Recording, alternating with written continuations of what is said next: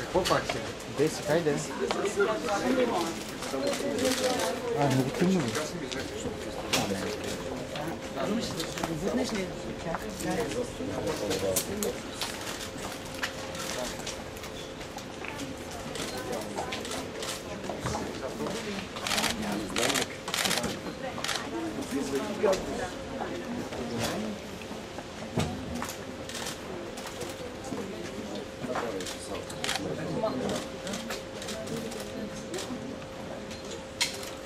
Добър ден на всички!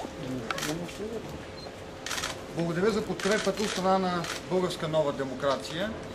Призовахме всички нормални дясноцентристи в България да не бъдат разпилявани гласове. Това е хубава и правилна стъпка от тяхна страна. Понеже вече прочетох някои материали в медиите, си позволявам няколко уточнения. Това не нарушава решение на Националния съвет на СДС, тъй като то касае листите на партията и листите на коалицията. Напротив, това е подкрепа за синята коалиция от страна на Българска нова демокрация, нещо, което е важно в ситуация, в която трябва да бъде създадено ново демократично управление на България. Очакваме и други партии и организации да ни подкрепят в следващите дни и седмици, така че до датата 5 юли да събереме пълния потенциал на десницата в България. Благодаря.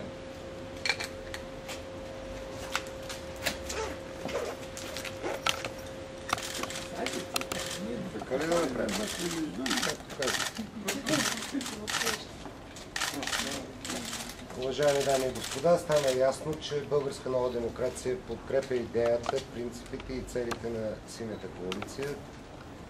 Да се опитаме да реализираме тази възможност за център-дясно управление на България, което да ни спаси в този тежък политически, исторически, ако щете, икономически момент. Аз искам специално да благодаря на представителите на СДС и ДСБ за това, че приеха подкрепата на Българска нова демокрация. За нас това е много важно. Смятаме, че ще бъдем по-полезни, отколкото показахме като резултати на изборите за депутати в Европейския парламент.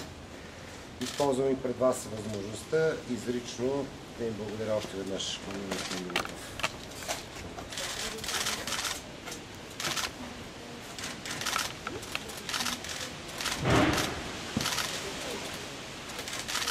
Аз подписвам с желание това споразумяване и получаване на подкрепата за изборите за национален парламент за синята коалиция от страна на Българска нова демокрация.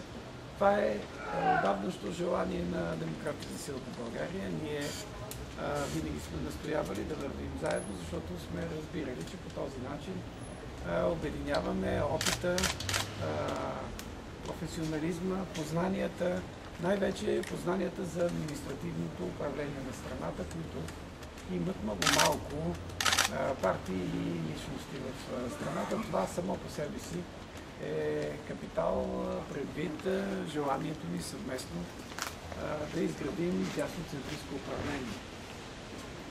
Никой не може да се похвали с такъв потенциал. Вече извън синята коалиция, тук са всички, които са направили съществени и сериозни неща за нашата страна по пътя към европейското членство. В този смисъл благодаря на колегите и да си пожелавам успех. Благодаря, господин. Доколко също какво пише в споразумението, какви места получавате? Може да кажа няколко думи, за да спестя спекулации в тази насока.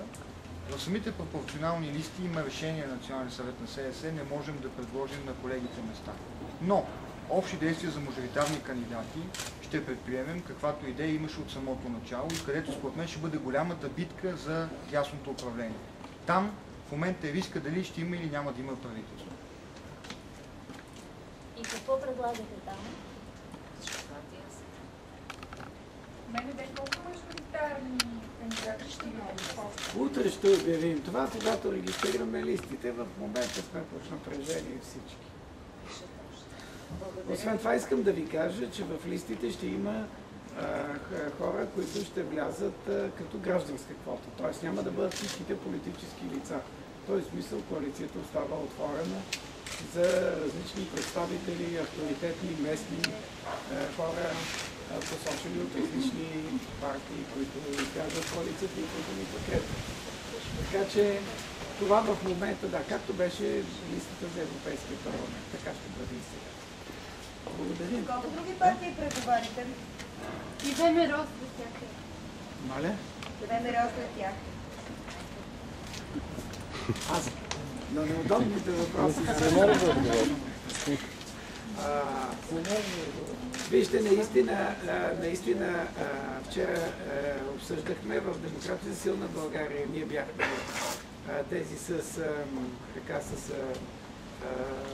претенции по отношение на преговорите с ВМРО. Искам да ви кажа нашата позиция от вчерашното национално ръководство.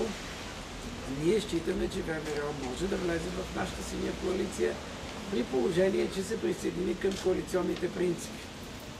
Само, че към всички коалиционни принципи без изключение. Тоест, трябва да се спази нашето споразумение с Съюза на демократичните сили. Това е твърдото ни условие. Не можем да правим изключение от принципите си за една или друга партия. В този смисъл те са добре дошли, стига да преценят, че могат да... Не можете да постигнете до сега съгласие.